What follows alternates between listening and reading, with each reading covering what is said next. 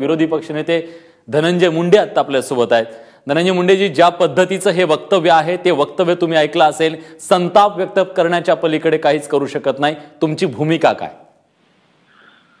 खरं तर रावसाहेब दानवेंची जीभ झाडायला पाहिजे। ते सुद्धा एक शेतकरी आहेत असं अनेकदा सांगतात आणि आज सत्तेत आल्यानंतर शेतकऱ्यांच्या बाबतीत त्यांचा एवढा द्वेष आहे। हा द्वेष एकट्या दानवेत नाही तर संबंध सरकारमध्ये हा द्वेष आहे। बर, आणि यांना संपूर्ण शेतकरी समूळ नष्ट करायचा आहे। त्यामुळे शेतकऱ्याच्या समस्या समोर आल्या की त्याला व्यवस्थित हाताळायच्या ऐवजी अतिशय गलिच्छ शब्दामध्ये ते शेतकऱ्याचा अपमान करतायत। हे आज जरी सत्तेच्या मस्तीत असले तरी शेतकरी भविष्यामध्ये यांची मस्ती जिरवल्याशिवाय राहणार नाही। पण ज्या पद्धतीचं हे वक्तव्य आहे, एका पद्धतीला आपण बघितलं तर त्या प्रश्नावरती उत्तर तर मिळत नाहीये, पण त्यातून चिडून त्यातला उद्वेग आहे, कुठेतरी आपण करू शकत नाहीये म्हणून हे व्यक्त होत आहे। हे नक्कीच आहे ना। त्यांच्या हातामध्ये त्यांनी सुरुवातीला निवडणुकीच्या अगोदर 7-12 शेतकऱ्यांचा कोरा करो म्हणून त्यांच्या वचननाम्यामध्ये त्यांनी स्पष्टपणाने दिलं। आता ज्यावेळेस तुरीचं उत्पादन दुपटी तिपटीनं वाढणार आहे हे विरोधी पक्ष म्हणून आम्ही सरकारला सांगितलं होतं।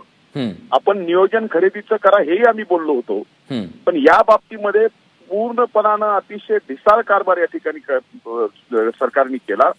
आजही लाखो क्विंटल तूर शेतकऱ्यांची तशीच राहिलेली आहे। त्या बाबतीत शेतकऱ्यांनी प्रश्न विचारला की दानवेंची दुसरी तिसरी वेळ आहे, हे जाणीव बरोबर सातत्याने हे सगळं बोलतायत, ते सातत्याने चाललंय, म्हणजे हे ठरवून चाललंय यांना पूर्णपणाने शेतकरी संपवायचा आहे। पण हे जरी विचार करत असले की शेतकऱ्याला संपवायचा, पण शेतकरी यांना संपून पुरून उरेल। तुमची मागणी काय अगदी थोडक्यात सांगा। नाही, हे बघा, दानवेंनी काय बोलावं या बाबतीमध्ये त्यांनी भान ठेवलं पाहिजे। दानवेने या ठिकाणी सर्व पदाचा राजीनामा दिला पाहिजे अशा पद्धतीने जर शेतकऱ्याच्या बाबतीत बोलत असतील। ते काय सत्ताधारी पक्षाच्या संदर्भामध्ये अध्यक्ष ते सत्ताधारी पक्षाचे, त्यांनी जाहीरपणाने शेतकऱ्यांची माफी मागितली पाहिजे, शेतकऱ्यांची माफी मागितली पाहिजे। धन्यवाद धनंजयजी, तुम्ही दिलेल्या सगळ्या प्रतिक्रियेबद्दल। आता आपल्यासोबत माजी मुख्यमंत्री पृथ्वीराज चव्हाण देखील आहेत। चव्हाण साहेब, सरकार आलेलं आहे, सरकारकडून मोठ्या अपेक्षा आहे जनतेला, त्याच सत्ताधारी पक्षाचे प्रदेशाध्यक्ष म्हणतायत, अत्यंत, मी शब्दही वापरू शकत नाही, ते त्यांनी जे वापरले अत्यंत वाईट शब्द आहेत, ते काय सांगाल?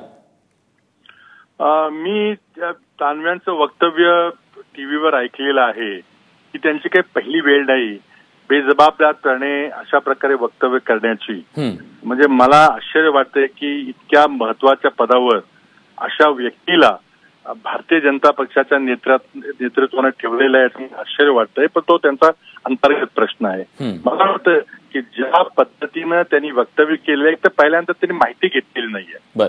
त्यांना यावर्षी तुरीच्या काय प्रश्न झालेला आहे हे त्यांना माहिती नाही। स्वतः पंतप्रधानांनी लाल किल्ल्यावरून त्याच्या आधी मन की बात मधून देशातल्या शेतकऱ्यांना मोठ्या प्रमाणात डाळीचं उत्पादन करा असं आवाहन केलं। आज 50 रुपये ही सर्वात जास्त हमी भाव केंद्र सरकारने ठरवलेला आहे। त्यानंतर शेतकऱ्यांनी तुरीचं क्षेत्र वाढवलं आणि प्रचंड मोठ्या प्रमाणात महाराष्ट्रामध्ये तुरीचं उत्पादन झालेलं आहे। केंद्र सरकारचे आकडे आपण पहिल्यांदा काढून बघायला सांगा दानव्यांना, आणि मग त्यांना लक्षात येईल की हमी भावाने आता भाव कोसळलेले आहेत, इतक्या मोठ्या प्रमाणात तुरीचं उत्पन्न झाले त्यामुळे बाजारभाव कोसळलेले आहेत आणि केंद्र सरकारनं हमी भावाप्रमाणे तूर खरेदी केली पाहिजे ही त्यांची जबाबदारी आहे। हे पंतप्रधानांचं शेतकऱ्यांना केलेलं आव्हान आहे आणि शेतकऱ्यांनी पंतप्रधानांनी स्वतः लाल किल्ल्याच्या भाषणात म्हटलेलं आहे की आम्ही तूर खरेदी करण्याचं सुप्रबंधन केलेलं आहे, असं ते हिंदीत म्हटलेले आहेत। आणि अशा परिस्थितीमध्ये शेतकऱ्याने जर हमी भावामध्ये तूर खरेदी करा म्हणून मागणी केली तर तुम्ही मीठ चोळताय, म्हणजे अशा मला वाटतं की आता ठीक आहे, याची जबाबदारी भाजपच्या बोलून महाराष्ट्राच्या एका महत्वाच्या पदावर ठेवण्याची जबाबदारी नाहीये, ही पक्षाच्या नेतृत्वाची आहे।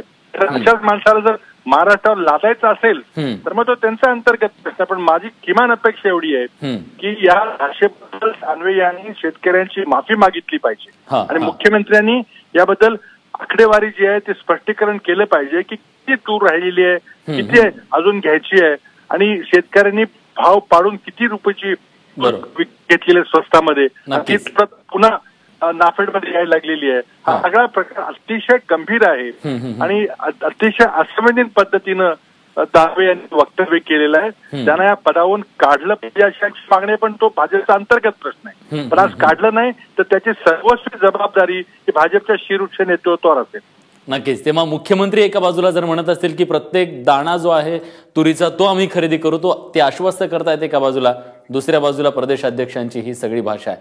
धन्यवाद सर तुम्ही दिलेल्या सगळ्या सविस्तर माहितीबद्दल. तेव्हा रावसाहेब दानवेंनी शेतकऱ्यांची माफी मागावी, सर्व पदांचा राजीनामा द्यावा असं विरोधी पक्षनेते धनंजय मुंडे यांनी थोड्या वेळापूर्वीच एबीपी माझावर ही मागणी केली आहे. दानवेंचं वक्तव्य हे अत्यंत बेजबाबदार आहे असंही माजी मुख्यमंत्री पृथ्वीराज चव्हाण यांनी सांगितलेलं आहे. शेतकऱ्यांची माफी मागा आणि सर्व पदांचा राजीनामा द्या अशा पद्धतीची मागणी आता विरोधी पक्षनेते करतायत.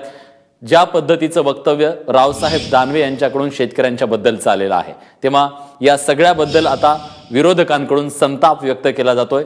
रावसाहेब दानवे यांचे सातत्यानं हे सगळे वक्तव्य आल्यानंतर